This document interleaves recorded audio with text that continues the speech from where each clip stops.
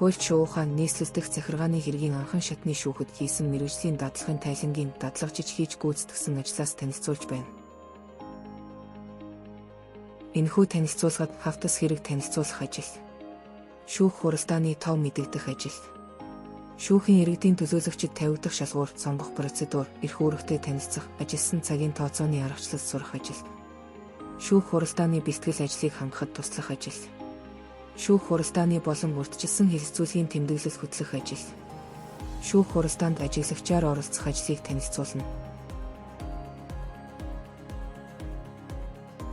Хавтас хэрэг танилцуулах ажил. Шүүгчийн туслах нь шүүгч, хэргийн оролцогч, тэдгээрийн төлөөлөгч, өмгөөлөгч, шүүхийн бусад нэгжийн хооронд холбоо харилцааг тасралтгүй, алдаа мадаггүй байхад гол үүрэг гүйцэтгэдэг. Ингэснээр хэрэг хянан шийдвэрлэх ажиллагаа жигт тасралтгүй, доголдолгүй, хууль заасан шаардлага хугацааг ханган явагдана. Дадлагын хугацаанд хэргийн оролцогчийн хүсэлтийн дагуу хавтас хэргийг танилцуулж, баримт материалтай танилцахад байлцаж, танилцсан баримтыг үйлдсэн болно.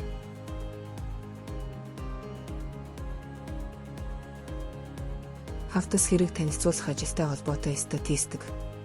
2023 онд шүүгчийн туслах 4298 удаа хэргийн материал танилцуулжээ. Нэг шүүгчийн туслах жилд дунджаар 205 удаа буюу сард дунджаар 17 удаа хэргийн материал танилцуулсан байна. Монгол Улсын шүүхийн индекс тайланд хэргийн оролцогч, тэдгээрийн төлөөлөгч, өмгөөлөгч хэргийн материалтай бүрэн бөгөөд тухай бүр танилцах боломжоор хангагддаг гэсэн үзүүлэлт хамгийн сайн үнэлгээ авсан байна. Хавтас хэргийг танилцуулах ажлыг хийснээр хэргийн оролцогч, тэдгээрийн төлөөлөгч, өмгөөлөгчтэй уялдаа холбоотой ажиллах. Тэдэнтэй үр дүнтэй харьцах. Тэдний зүгээс тавьдаг түгээмэл асуулт шаардлагыг ойлгох. Хэрэг хянан шийдвэрлэх ажиллагаа явуулахад шаардлагатай мэдээллийг хүргэх. Хавтас хэрэгээс баримт бичиг, материал дутаж үргэлжлэхээс сэргийлэх зэргийг ойлгосон ач тустай байв.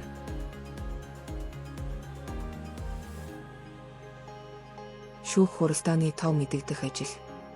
Шүүгчийн туслах шүүх хуралдааны бэлтгэлс зохион байгуулалтыг хангахад оролцох зорилтын хүрээнд хэргийн оролцогчид шүүх хуралдааны товыг хуульд заасан хугацаанд мэдэгдэх чиг үүргийг гүйцэтгэнэ. Хэргийн болон бусад оролцогч, тэдгээрийн төлөөлөгч, өмгөөлөгчид шүүх хуралдааны товыг утас, факс, мессеж, цахим шуудангаар мэдэгддэг. Шүүх хуралдааны тов мэдэгдэх баримтын тайлбар хэсэгт хэргийн оролцогчийн хэлсэн зүйлийг тэмдэглэдэг. Жишээлбэл тийм дугаараар холбогдоход за ойлголоо. Утас холбогдох боломжгүй байсан тул зурус үлдээв. Тийм дугаараар холбогдоход өөр шүүх хуралдаантай давхцаж байгаа тул оролцох боломжгүй, хүсэлтэй бичгээр шүүхэд өгнө гэх мэт. Шүүх хуралдааны товыг ажлын 7 хоногийн өмнө, урьдчилсан хэлэлцүүлгийн товыг ажлын 3 хоногийн өмнө тухай бүр мэдэгдэнэ. Шүүгч, шүүгчийн туслах, шүүх хуралдааны нарийн бичгийн дарга тус бүр, шүүх хуралдаан, урьдчилсан хэлэлцүүлгийн хуанлал хөтлөнө. Хуанлал хөтлөх нь бүрэлдэхүүнтэй шүүх хуралдааныг тухайн шүүгчийн хуралдаа давхцуулахгүй байх, товыг мэдэгдэхэд хэрэглэх. Шүүгчид ажлын 5 өдрөөс 1 өдрийг хэргийн материалтай танилцах зэрэг бусад ажилд зарцуулахаар чөлөөтэй үлдээх олон талын хэрэглээтэй байна. Дадлагын хугацаанд шүүх хуралдааны огноо, цаг минутын товыг утсаар мэдэгдэж, баримтыг үйлдэхэд хажуугаас ажигласан.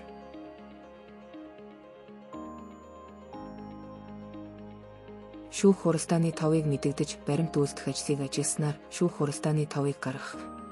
Хэргийн оролцогчийн шүүх хуралдаанд оролцох боломж, орон нутгаас оролцож байгаа хэргийн оролцогч байгаа бол ирж оролцох боломжтой хугацаа, шүүгчийн цагийн хуваар, шүүх танхимын хүртээмж зэрэг олон зүйлийг нэг доор зохицуулах ур чадвар эзэмших.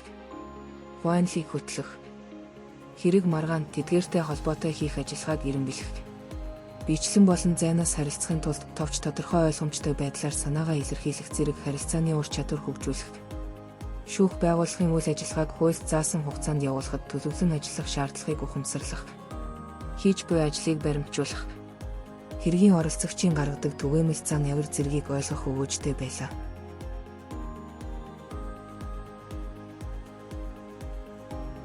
Шүүхийн иргэдийн төлөөлөгчид тавигдах шалгуур, сонгох процедур, эрх үүрэгтэй танилцах, ажилласан цагийн тооцооны аргачлал сурах ажил.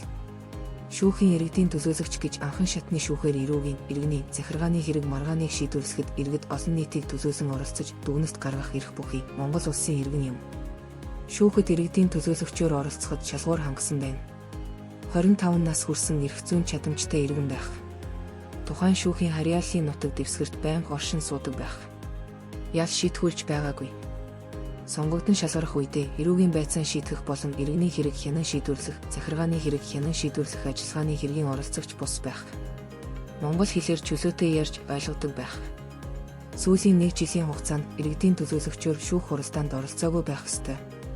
Үндэс угсаа арьсны өнгө нас хүйс мэрэгжил нийгмийн байдал хөрөнгө чиний боловсролоос үл хамааран шаардлага хангасан бол иргэн иргэдийн төлөөлөгчөөр жилд 1 удаа ажиллах боломжтой.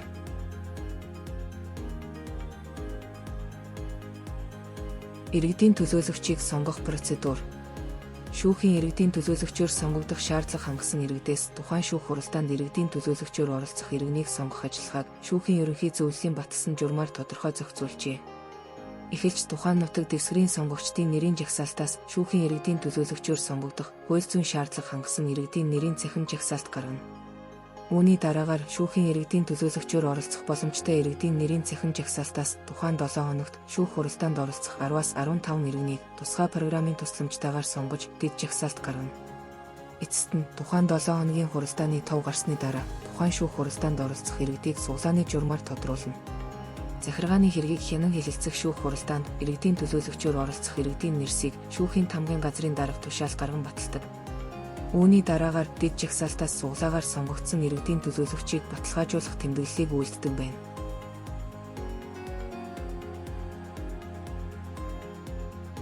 Иргэдийн төлөөлөгчийн эрх үүрэг.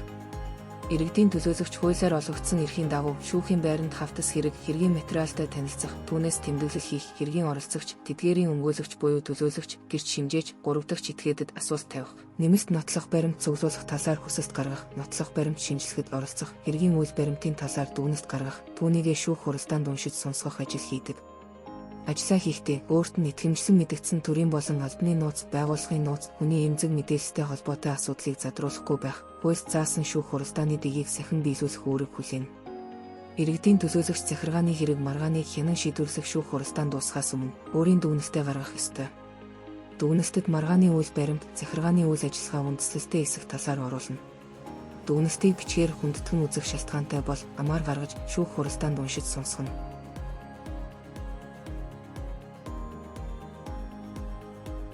Иргэдийн төлөөлөгчийн ажилласан цагийн тооцоо. Иргэдийн төлөөлөгчийн ажилласан цагийн тооцоог шүүгчийн туслах хэргийн материалтай танилцсан болон шүүх хуралдаанд оролцсон тоог нэг бүрчлэн түүж нэгтгэн шүүх хуралдааны нарийн бичгийн дарга хяндаг байна. Энэ нь хянуур байдлыг шаардсан ажил юм. 2023 онд нийслэлдэх захиргааны хэргийн анхан шатны шүүхийн 52 шүүх бүрэлдэхүүнтэйгээр шийдвэрлэсэн шүүх хуралдаанд 52 иргэдийн төлөөлөгч оролцжээ. Шүүхийн иргэдийн төлөөлөгчид 50 дахь шалгуурт сонгох процедур, эрх үүрэгтэй танилцах, ажилласан цагийн тооцооны аргачлалыг сурснаар иргэдийн төлөөлөгч түүнд 50 дахь шалгуур. Сонгох процедур. Эрх үүрэг. Ажлын үнэлэмж зэргийг мэдэж авсан.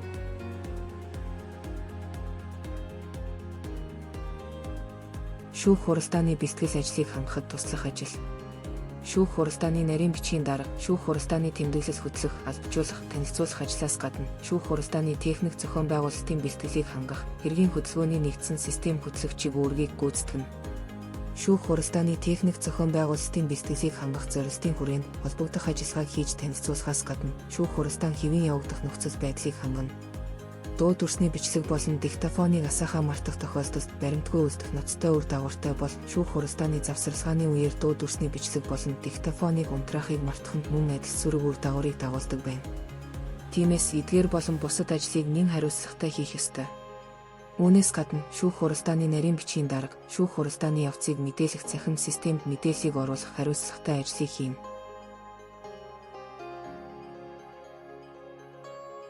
Шүүх хуралдааны техник зохион байгуулалтын бэлтгэлийг хангах ажилд. 1. Шүүх хуралдааны зар тавих. 2. Шүүх бүрэлдэхүүний нэрсийг байршуулах. 3. Шүүх хуралдааны танхимын дуу болон дүрсний бичлэг хийх тоног төхөөрөмж, нотлох баримт шинжилэн судлах тоног төхөөрөмж, микрофон, компьютер, диктофон, проектор гэх мэт техник тоног төхөөрөмжийн хэвийн ажиллагааг шалгах. 4. Шүүх хуралдаанд оролцох хэргийн оролцогчдын нэрсийг шүүгчийн туслахаас авах. 5. Шүүх хуралдаанд дуудагдсан оролцогчдын нэрсийг бүртгэх, өмгөөлөгчийн шүүхэд төлөөлөх эрхийн үнэмлэх, иргэний үнэмлэх зэрэг биеийн байцаалт шалгах. 6. Шүүх хуралдааны оролцогчдыг шүүх хуралдааны танхимд суух байршлыг зааж өгөх. 7. Шүүх хуралдаанд дуудагдсан оролцогчид дуу дүрсний бичлэг хийгдэхийг танилцуулж, микрофонд хандан мэдүүлэхийг анхааруулах. 8. Шүүх хуралдаанд оролцогчийг шүүх хуралдааны танхимд гар утас болон техник хэрэгслийг унтраахыг сануулах.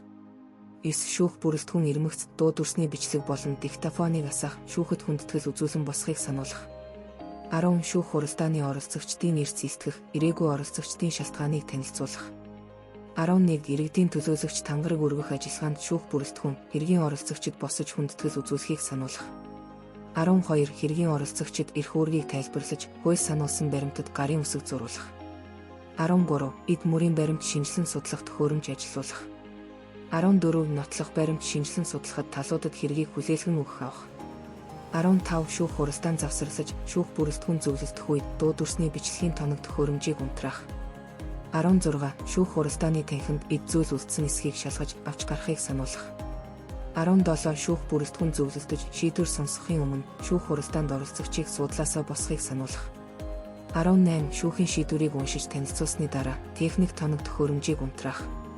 19. Шүүх хуралдааны танхимыг лацдаж цагдаад хүлээлгэн өгөх орно.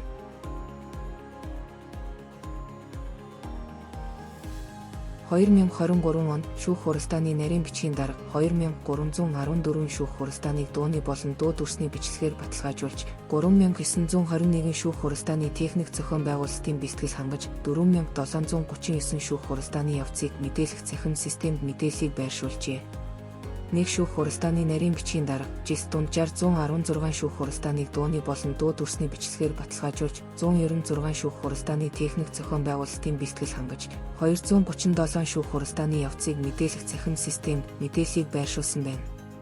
Шүүх хуралдааны нарийн бичгийн даргын ажлын чиглэлтэй танилцаж, шүүх хуралдааны тэмдэглэл хөтлөх ажилд туслалцаа үзүүлж, шүүх хуралдааны техник зохион байгуулалтын бэлтгэлийг хангах ажлыг хийх явцад, ажлын байран дээр хөндлөнгөөс ажиглалт хийж харилцсанаар хэрэг хянан шийдвэрлэх ажиллагаа, тэр дундаа шүүх хуралдааны дэг. Шүүх хуралдааны явц. Шүүх хуралдааныг жигд явуулахыг баталгаажуулах ажиллагаа. Шүүх хуралдааны зохион байгуулалт. Шүүхийн үйл ажиллагааны хууль тогтоомж дүрмтэй нийцэл зэрэг хуулийн чиглэлээр суралцж байгаагийн хувьд өргөн мэдээлэлтэй, үн цэнтэй ойлголтуудыг авсан билээ.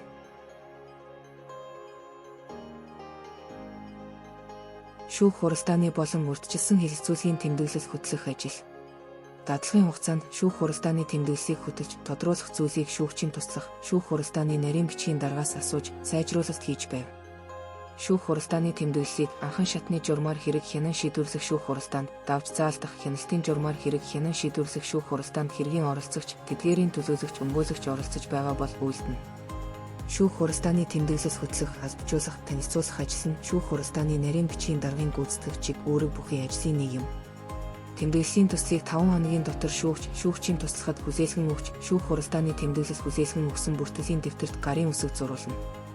Тэмдэглэлийг 7 хоногийн дотор албажуулж, шүүх хуралдааны даргалагч, шүүх хуралдааны нарийн бичгийн дарга хуудас бүрт гарын үсэг зурж, оролцогчид танилцуулдаг. Шүүх хуралдаанд оролцогч, бусад оролцогч шүүх хуралдааны тэмдэглэлийг танилцсанаас хойш засвар оруулах санал хүсэлт гаргавал, хүсэлтийг хэлэлцэхэд шүүх хуралдааны нарийн бичгийн дарга оролцоно. Тэмдэглэлийг монгол хэлний зөв бичгийн дүрмийн дагуу утга найруулгын алдаагүй бичгээс гадна, хуралдааны явц бүрийг тусгахын тулд бичлэгийг удаа давтан сонсдог, цаг хугацаа үлэмж зарцуулдаг, анхаарал нямбай байдлыг шаарддаг ажил юм.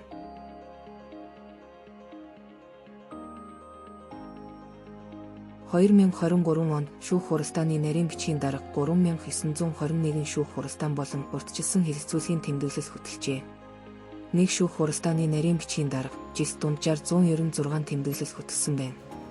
Шүүх хуралдааны болон урьдчилсан хэлэлцүүлгийн тэмдэглэлийг хөтөлснөөр шүүх хуралдааны болон урьдчилсан хэлэлцүүлгийн үйл ажиллагаа, түүний бүтэц, шүүх хуралдааны дэгийг практик дээр сахин биелүүлж байгаатай танилцах. Протокол хөтлөх арга барил эзэмших. Хуулийн зүйл, хэсэг заалт, дэд заалтыг нэг бүрчлэн тусгаснаар тэдгээрийн хэрэглээг ойлгох. Хуралдааны явц бүрийг протоколд бичгээр тусгах арга барил эзэмших. Эрх зүйн баримт бичгийг үнэн зөв хөтлөхийн чухлыг ухамсарлах. Шүүх хуралдааны үед хэргийн оролцогч болон бусад оролцогчийн хийсэн үйлдэлийг албан ёсны тэмдэглэлд бичгээр тусгах чадварт суралцах зэрэг сайн талтай байв. Үүн дээр нэмээд зарим шүүх хуралдаан дээр шүүхээс гарах шүүгчийн захирамж, тогтоол шийдвэрийг танилцуулсны дараа шүүгч хэргийн оролцогчид шийдвэрийн агуулгыг дэлгэрүүлэн тайлбарлаж, зөвлөгөөг тусгайлан хэлж өгдөг тул суралцах зүйл нэг бус байсныг хэлэх нь зүйтэй.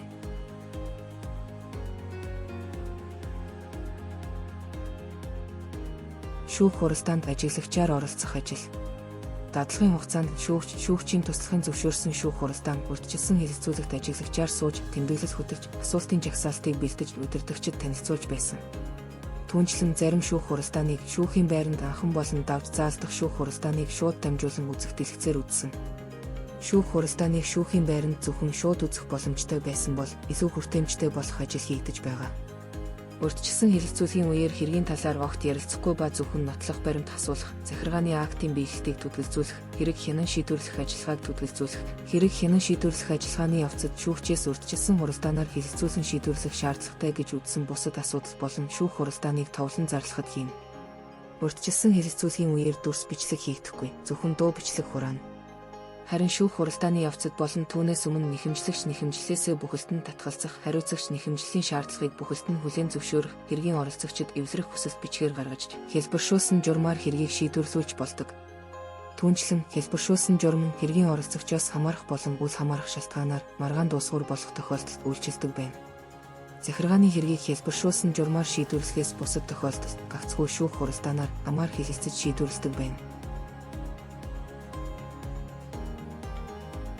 Цар тахлын үед шүүхийн үйлчилгээг хэвийн үргэлжлүүлж хэрэг хянан шийдвэрлэх ажиллагааг цахимаар явуулах техникийн нөхцөлийг хангасан ба эрх зүйн зохицуулалт бүрдсэн тул зарим иргэн хэргийн оролцогч шүүх хуралдаанд Zoom програмаар оролцох болжээ.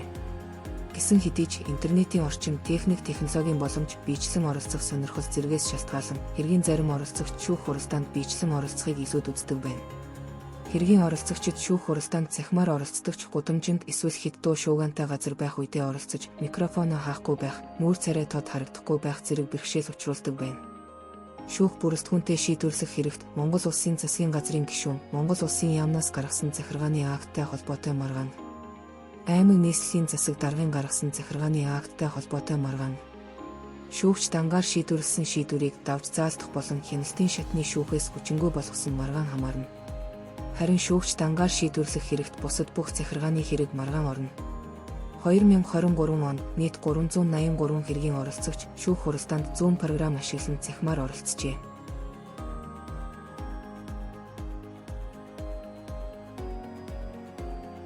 Дадлагын хугацаанд товлсон шүүх хуралдаан удаа дараа хойшилж хэрэг хянан шийдвэрлэх ажиллагаа удааширч байв. Үндсэн учир шалтгаан нь шинээр нотлох баримт цуглуулах. Шүүхээс шаардсан баримт ирээгүй байх. 3 дахь этгээд хамтран хариуцагч татах. Нотлох баримт гаргуулах шүүгчийн захирамжийн биелэлд хангагдаагүй байх. Гэрч асуух, үзлэг хийх. Хэргийн оролцогчийн шүүх хуралдаанд давхцах. Хэргийн материалтай танилцах. Шинээр өмгөөлөгч авах. Хэргийн оролцогч албан томилолттой, ээлжийн амралттай, гадаад улсад зорчих, өвчтэй, хүндэтгэн үзэх шалтгаантай шалтгаангүй ирээгүй байх. Нэхэмжлэлийн шаардлага өөрчлөгдөх. Хэргийн оролцогч хүсэлт гаргах. Итгэмжлэгдсэн төлөөлөгч солигдох. Талууд эвсрэх байлаа. Эдгээрээс гадна шүүгчийн өмнөх хурал дуусаагүй байх. Шүүх хуралдаанд давхцах. Бүрэлдэхүүн давхцах. Хэргийн оролцогчид тов мэдэгдээгүй, түүнийг буруу ойлгох. Шүүх хуралдааны танхим хүрэлцээгүй гэх зэрэг шалтгаанаас шүүх хуралдаан хойшилдог байна.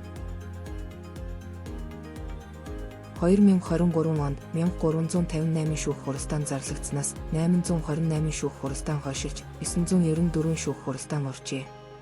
Зарласан шүүх хуралдаанаас 61% нь хойшилсан байна. Шүүх хуралдаан урьдчилсан хэлэлцүүлэгт ажиглагчаар оролцсноор нүдээр харж, чихээр сонсох. Ойлгомжгүй зүйлийг тодруулан асууж лавлах байдлаар суралцсан нь сурч мэдсэн зүйл ой тогтоолтод удаан хугацаанд хадгалагдах. Нэгтгэн цэгнэх үр дүнтэй байсныг тэмдэглэх нь зүйтэй.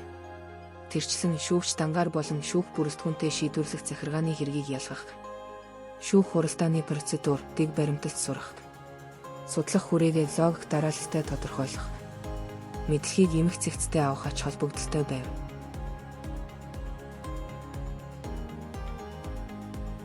Хуульч шуухан нийслэлдэх захиргааны хэргийн анхан шатны шүүхэд хийсэн мэргэжлийн дадлагын тайлангийн дадлагчиж хийж гүйцэтгэсэн ажлаас танилцууллаа.